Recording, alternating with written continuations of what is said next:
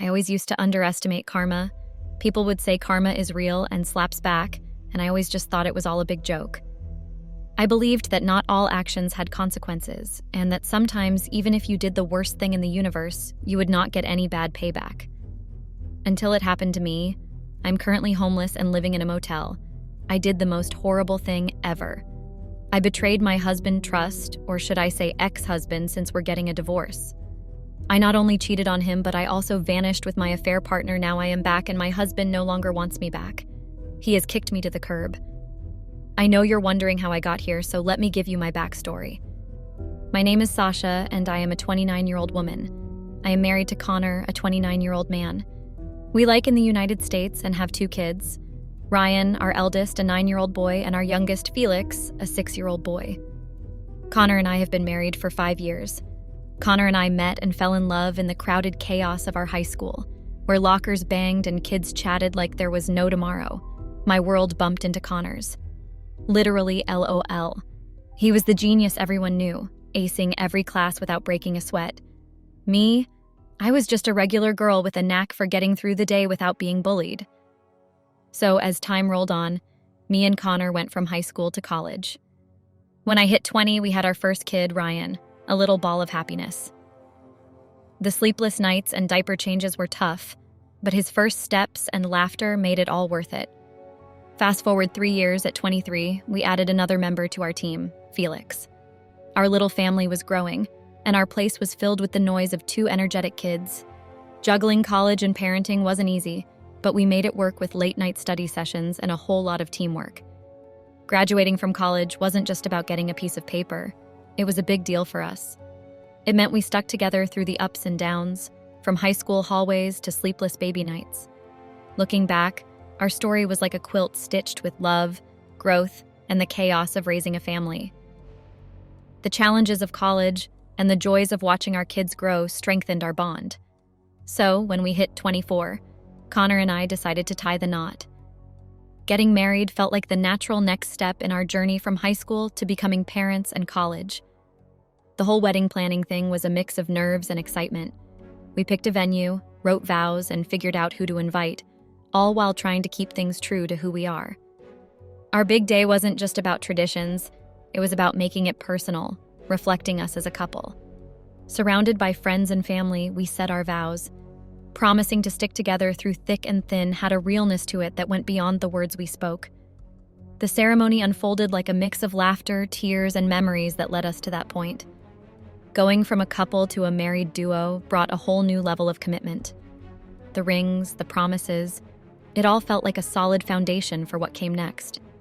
Our families, our stories, and now our shared path as husband and wife. After the big day, stepping into married life felt like a continuation with a fresh start.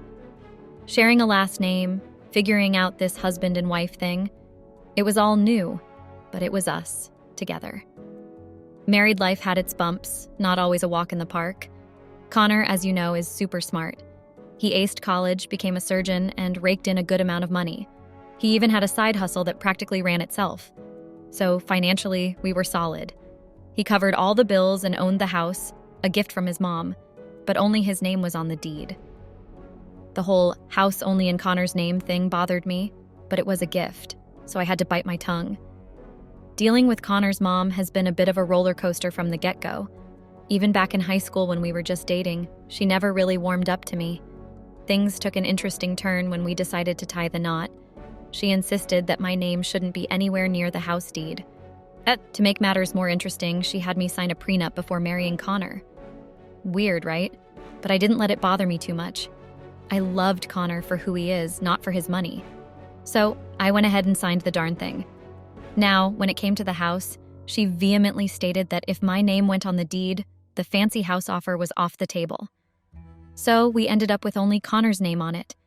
It wasn't an easy pill to swallow dealing with all this family drama. But come on, a 7-bedroom house with a home theater and a pool? Who'd say no to that? I bit the bullet and accepted the deal, even though it felt like a bit of a trade-off. Connor's parents, they're well off and like to shoot for the stars. Since high school, they've been pushing him hard to be a high achiever, and they were the ones who nudged him into becoming a surgeon. and I'm guessing they never really liked me because I was never an overachiever. And that Connor thought it'd be great for me to be a stay-at-home mom. Nice idea, but I wanted a bit more. I snagged a job related to my degree. Nothing too crazy, just something to keep me from going stir-crazy at home. Our differences led to some tense moments, but we figured it out. The house hiccup made me grumble a bit, and I let Connor know. He got it, apologized for pushing the stay-at-home thing, and we moved on.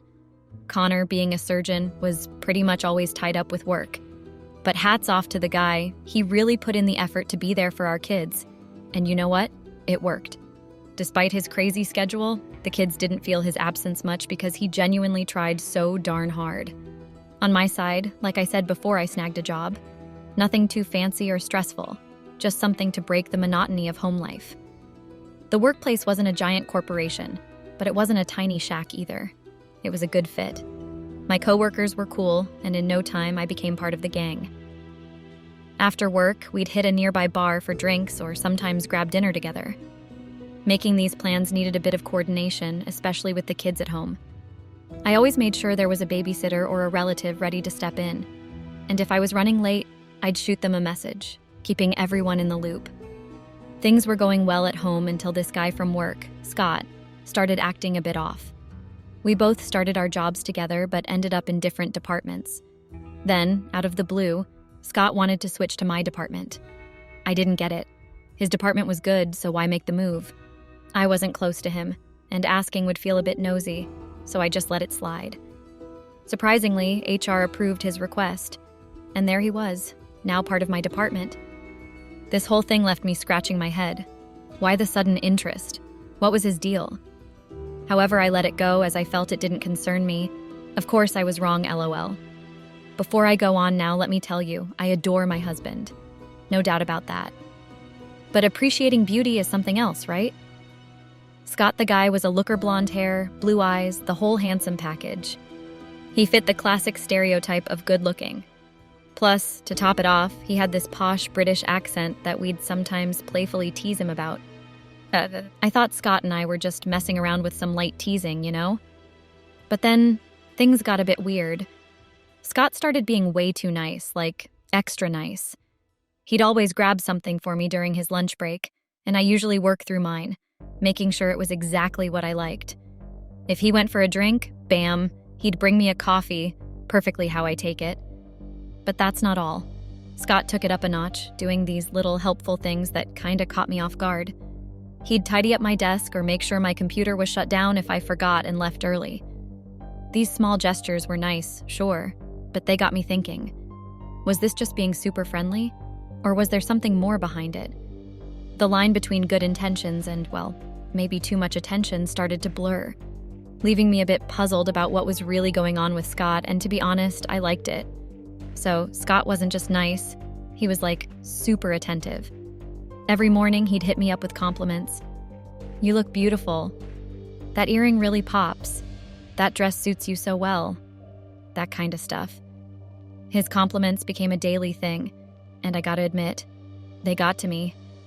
I started putting in a bit more effort into how I looked, secretly hoping for those sweet remarks from Scott. The attention? Yeah, I was all about it. Other girls at work were trying to get Scott's attention with some flirty moves, but he shut them down like a pro. Yet here I was, not even making an effort to flirt or anything, and he was handing out attention like it was free candy.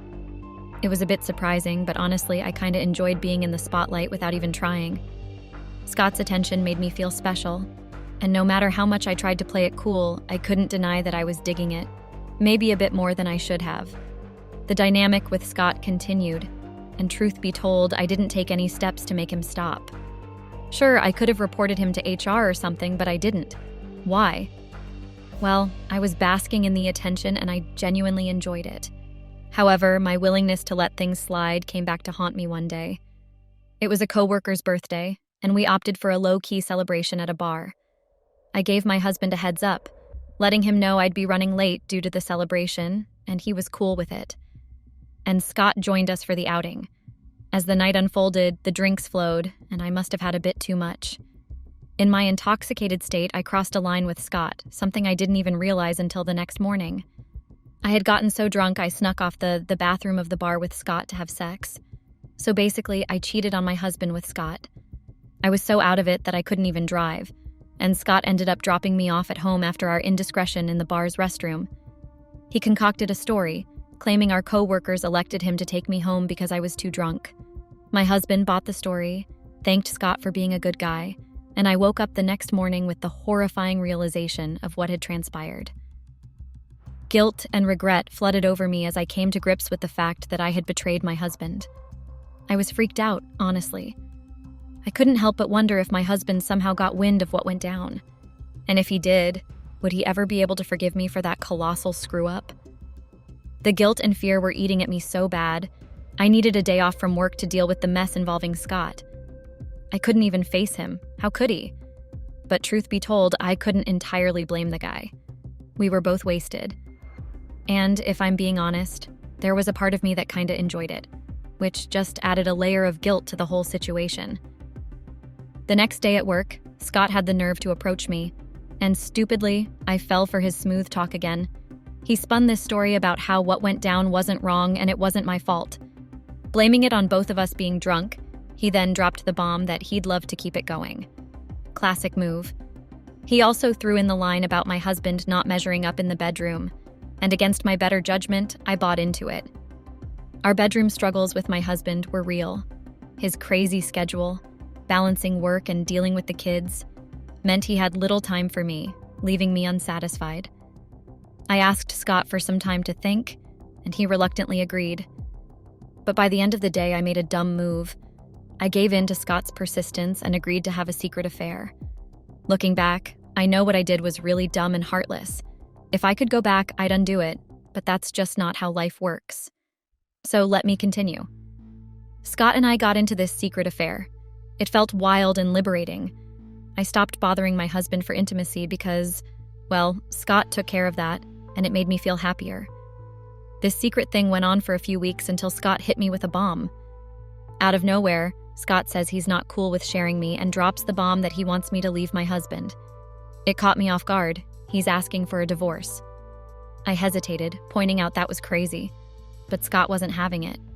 Instead, he floats this idea of us taking a few months off to go to Spain, something he claims he's always wanted to do. I'm shocked.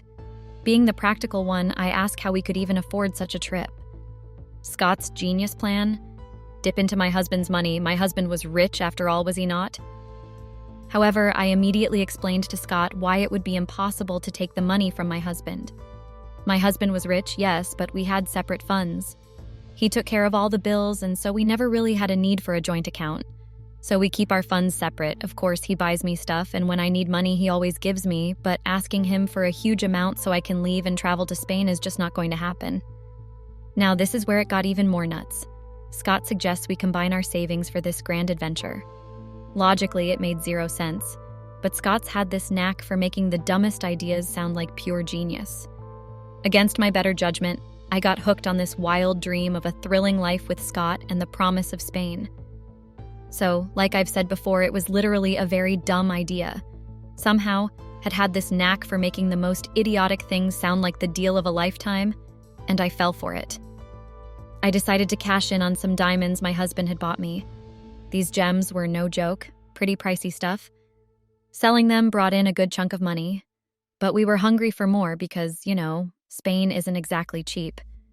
We handed in our 1-month notice at work, snagged our final paychecks, and then with the cash from the jewelry and our savings, we had a pretty decent pile. The plan? Leave in about a week. I packed a bag, kept things on a low, and threw in only the basics, like clothes. Scott held on to all the money we had. During that week, reality hit me. I felt a surge of emotions because, I was about to leave my kids and my husband. My husband even picked up on my weird behavior and asked me about it. I couldn't spill the beans, so I had to put on this act like everything was peachy. I didn't even let him in on the fact that I quit my job, knowing he'd want an explanation. Luckily, he was super busy, making it easy to keep our grand escape under wraps. So fast forward a week, and there I was, jetting off to Spain with Scott, literally leaving my family behind for some escapade with my affair partner. Yeah, I know, heartless move. Please don't judge. I was just being downright stupid back then. If I could rewind time, like I've said before, I would. But, life doesn't come with a rewind button. Anyway, let's get back to what happened. Scott and I landed in Spain, and within like 2 of me leaving, my husband was blowing up my phone. Texts like, "You've been gone almost a day. No calls, no texts. What's going on?" I realized I couldn't keep ignoring him. He was already threatening to go to the police, and I didn't want that drama. So I sent him a text, telling him to never contact me again, that I had taken off to Spain with my boyfriend, and I had no plans of returning. Then I blocked him.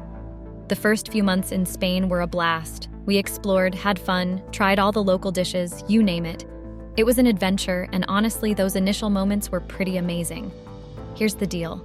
If you keep splurging money without replenishing it, you're bound to hit empty pockets eventually. And that's exactly what went down with Scott and me. After a few months of living the high life in Spain, the reality check hit hard. Our funds were running dry, and we had to face the music and head back home. I guess I never really pondered the consequences of my actions until the point when returning home became a stark reality. Our extravagant lifestyle left us with barely enough to last more than a day in Spain and still afford a flight back home. So, we made the call to get our plane tickets and hightail it out of there as soon as possible. So, after being away for months, reality hit hard when we got back. And guess what? Scott decides to end things right there at the airport. Classic move, right? "We had our fun, but I'm getting a bit bored. Gotta move on," he says in that annoying British accent of his. Dumped at the airport, and suddenly I've got no place to go back to. Obviously, my husband won't be rolling out the welcome mat, especially after flooding social media with pics of me and Scott living it up in Spain. While we were off on our adventure, both sets of parents and friends tried reaching out calls blowing up my phone. But I stubbornly dodged every call. Now, freshly dumped at the airport, I realize none of them are likely to take me in, not even my own parents. With nowhere else to turn, I start dialing up my friends, hoping against hope that someone will lend a helping hand. But of course they shut me down, some even scolding me and telling me to be ashamed for abandoning my family to globetrot with my affair partner. The weight of my poor choices starts sinking in, and tears start flowing because, let's face it, I messed up big time. In a desperate bid to salvage something, I dial up my husband, but he doesn't even answer. Fueled by regret, I scrape together the last bit of cash in my account and find refuge in the cheapest motel I can find, telling them I'll probably stay for about a week. Panic sets in. I'm desperately trying to reach my husband, missing my kids, and fully aware that I've messed up royally. I'm firing off multiple text messages, no response.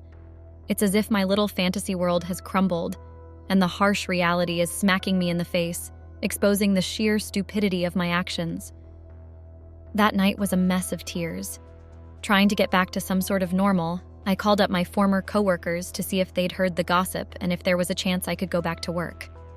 Well, the news of me cheating and running off with Scott had spread like wildfire at the office, and it seemed like my chances of getting hired again were pretty much zilch. I was officially in a tight spot. Then, out of the blue, my husband gives me a ring. But surprise, surprise, it's not to patch things up. Nope. He drops the bomb that he's calling to talk divorce proceedings. Cue the tears as I beg him not to go through with it. But he's having none of it, pointing out how I can't expect forgiveness after ditching our family for a global joyride with my boyfriend.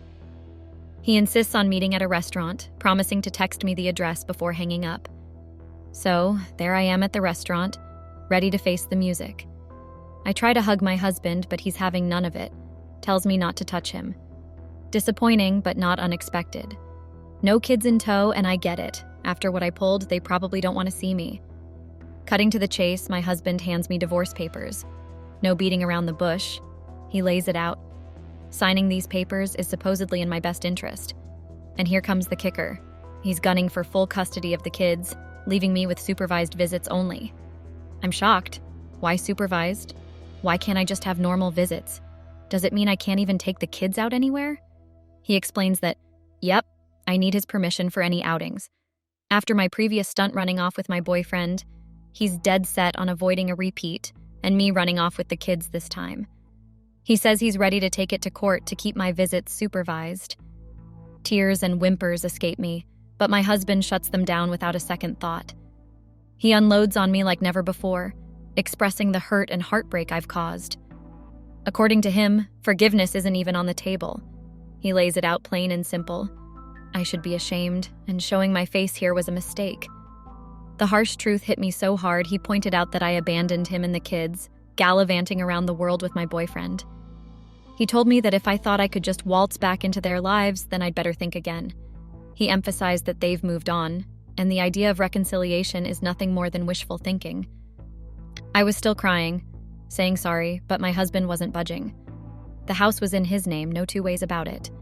We had a prenup, and since he got the house even before we officially got hitched, well, I couldn't even try to claim it. The prenup, made to protect his stuff, was another thing. Plus, I knew ditching my husband and the kids to jet off with my boyfriend wouldn't exactly win me sympathy points in any courtroom. He told me to sign the divorce papers, making it clear that fighting it was a lost cause. After settling the bill, he hightailed it out of the restaurant, leaving me to face the fallout of my actions all by myself. I had not just lost my family, but potentially any financial leg to stand on.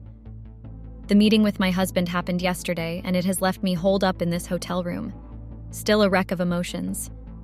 Reality's hitting me hard. I'm in a tight spot, and the options aren't exactly a walk in the park.